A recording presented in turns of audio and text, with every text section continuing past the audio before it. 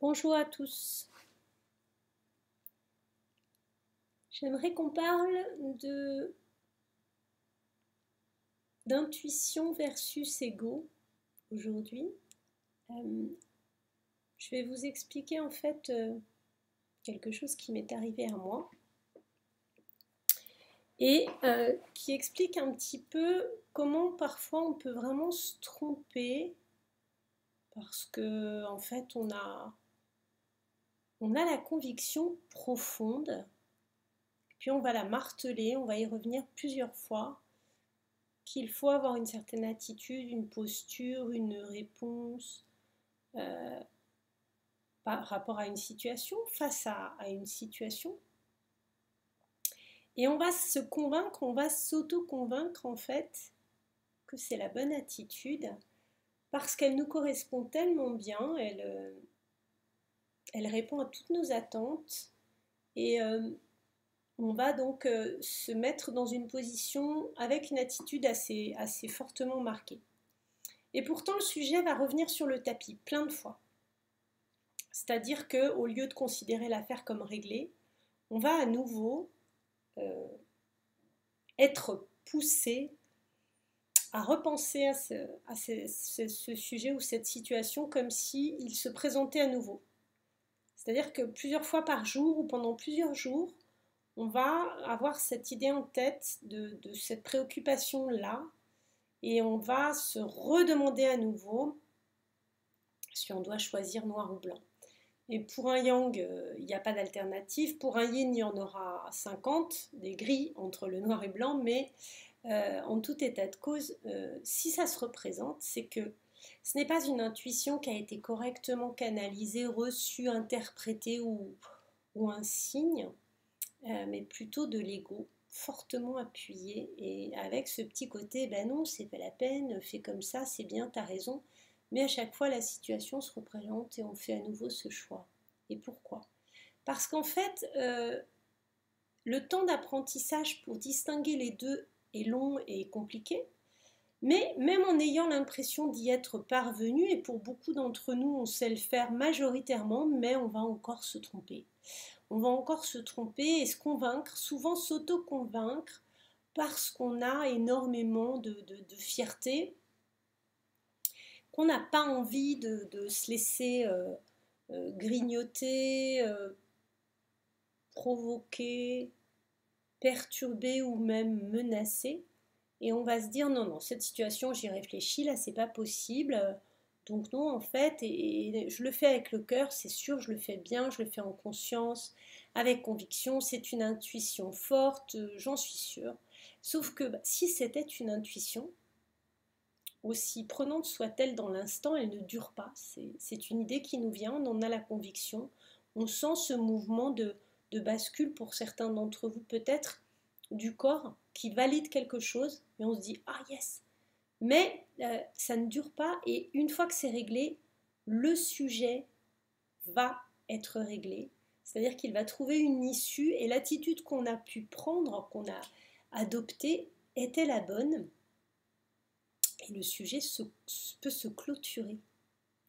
Alors que lorsque ce n'est pas une intuition bonne, une bonne intuition, ça va se représenter et se représenter et ça va toujours pas être réglé, ça va nous titiller, voire même la décision prise va nous faire cogiter quand même. Mal dormir, y repenser, ça va revenir pour dire non, non, c'est bon, non, non. Bah non, en fait, c'est pas bon. Et si c'est pas bon, c'est que ce n'était pas fait avec le cœur et on s'est juste trompé. On a cru prendre une décision d'écarter une option euh, par pertinence et on s'est trompé en fait. Dans ces cas-là, reconsidérez humblement votre copie et dites-vous, bon, on me reparle de ça, ou plutôt je me resserre ce plat. Pourquoi? Et demandez-vous si votre posture n'est pas vraiment de la fierté mal placée ou du déni. Et si vous n'êtes pas en capacité de le percevoir ou de le reconnaître, discutez avec quelqu'un autour de vous, parce que très souvent, nos guides et nos anges sont plutôt généreux et ils vont, par le biais d'autres personnes, nous donner des réponses ou nous mettre sur la voie si nous-mêmes nous nous sommes trompés. Et du coup, moi ça m'est arrivé d'être dans cette situation, de faire un mauvais choix, d'écarter une option, de faire un choix pour moi, pour me protéger. Et en fait, je n'ai pas fait le bon choix. Et ça revenait, j'y pensais vraiment souvent. Et en fait, je m'en sortais pas, c'est-à-dire que ça arrivait par tout un tas de biais, et j'y songeais à nouveau. Et je délayais, voilà, je voulais pas vraiment reconnaître que j'avais été assez drastique là-dessus et que je n'avais pas considéré toutes les options. Et je voulais pas me remettre en question, probablement aussi. Et donc ça m'a rattrapée. Ça m'a rattrapée parce qu'au bout d'un moment, c'est devenu intenable. Et finalement, la position que j'avais prise, qui n'était pas la bonne, de refuser de faire quelque chose, d'obtempérer, était clairement la mauvaise posture à adopter. Et donc ça peut être par quelqu'un, vous discutez avec lui et il va vous demander, mais au fait, est-ce que tu as réfléchi, qui veux-tu donc prévenir, à qui? Je me souviens de la question très sibylline d'un ami qui m'avait dit, et si c'est le cas, et si tu dois prendre cette décision de changer de point de vue et finalement de décider d'éradiquer ce problème pour ton mieux-être, quelle est la personne à qui tu voudrais en parler? À qui tu aurais envie de le communiquer?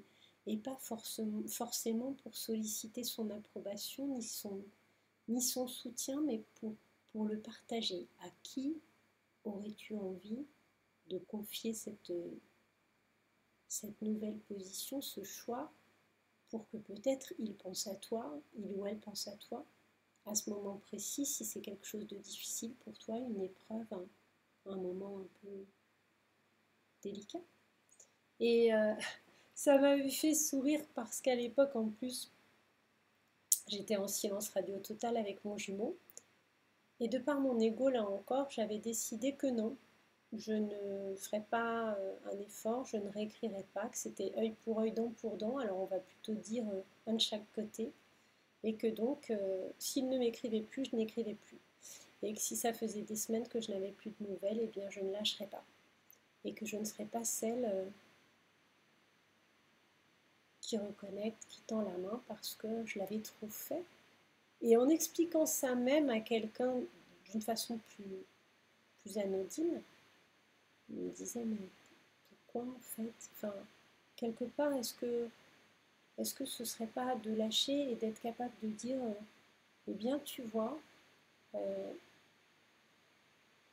j'ai très envie de partager avec toi cette histoire, ce changement d'attitude, ma remise en question, mon lâcher prise. Et pourtant, euh, j'étais partie pour des mois à tenir coûte que coûte et à servir le même plat qui m'est servi et qui est la preuve même que je ne le digère pas, ce plat, puisque si moi-même je reste campée sur mes positions par ego, peut-être que c'est parce que tu fais la même chose, mais pourquoi du coup je me calque là-dessus? J'ai ma spontanéité, mon authenticité, ma vérité profonde, et je peux tout à fait, au départ et pendant longtemps, m'être trompée et avoir décidé que coûte, ce sera comme ça, parce que non, je l'ai trop fait, et puis me rendre compte que si ça ne résonne plus, si je ne le souhaite plus, si ça n'est plus juste pour moi, je me suis peut-être gourée depuis le début. Donc n'hésitez pas à vous poser ce type de questions, c'est très très très difficile parfois de pouvoir dissocier un ego fier qui veut se protéger quand même, qui a pris beaucoup de coups parce qu'il se fait attaquer, il se fait malmener, on le fissure complètement et on ne l'écoute plus majoritairement. Et quand il reprend un peu de pouvoir, eh bien des fois il est drôlement malin, il est fourbe, il est bien caché. Et on ne l'a pas vu revenir et en fait il était là aussi un peu pour maintenir quand même un peu de certitude ou de forte position parce que mince quoi.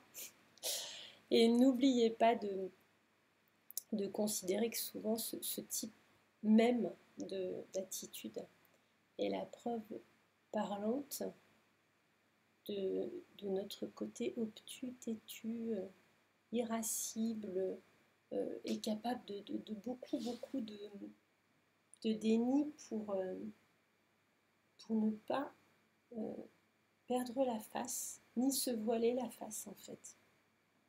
Donc reconsidérez, quel que soit le parcours, même si vous avez l'impression d'être parfaitement équilibré, c'est probablement pas le cas. Et n'hésitez pas à vous dire, je me suis peut-être trompée. Et si un tel ou une telle me souffle ça de cette façon et que ça revient par différents messages, je vais peut-être reconsidérer ma copie et je me suis peut-être trompée. Il serait même fort possible que je me sois trompée. Donc se remettre en question humblement et reconnaître qu'on a pu être faillible, qu'on est humain, qu'on a peut-être mal compris, qu'on a été indélicat et que surtout on a interprété l'attitude de l'autre, le silence de l'autre, le fait qu'il nous épargne de certaines choses sur lui-même, alors que peut-être c'est pour nous protéger, on a interprété ça comme une mise à distance de l'égocentrisme, du désintérêt, blablabla. Bref, le deuxième éveillé, vous l'avez compris, est toujours porteur de réunion et, bien sûr, est en protection, quelle que soit sa polarité et son sexe. Et c'est lui ou elle qui, du coup, crée ce rythme. Et il va falloir, par tous les moyens, passer outre, puisque il a le chrono. Et vous ne l'avez pas. En revanche, inutile de piétiner et faire des douves autour du château, d'être à cloche-pied ou de faire toutes les épreuves de Fort Boyard ou de Koh-Lanta. Vous pouvez tout à fait, et c'est même recommandé, vous occuper de vous, être sûr que le parcours vous demande de vous équilibrer, de vous remettre en question et d'être bien vous-même. La part de vous qui est votre jumeau, la partie cachée, la phase lunaire ou solaire, complémentaire en tout cas, ne pourra travailler à son tour et s'équilibrer que si vous avez trouvé votre épanouissement, votre propre bien-être et votre assurance, votre stabilité. Vous ne pourrez attirer à vous un changement de cycle et de situation que si vous avez pu être acteur de cette situation-là. Sinon, vous pédalez dans le vide ou dans la roue du hamster. Voilà pour aujourd'hui. Je vous souhaite une très très belle semaine. Je vous dis à tout bientôt, les belles âmes, les belles flammes et tous ceux qui sont sur un parcours d'éveil spirituel ou de flammes jumelles et de liens d'âme. À bientôt. Au revoir.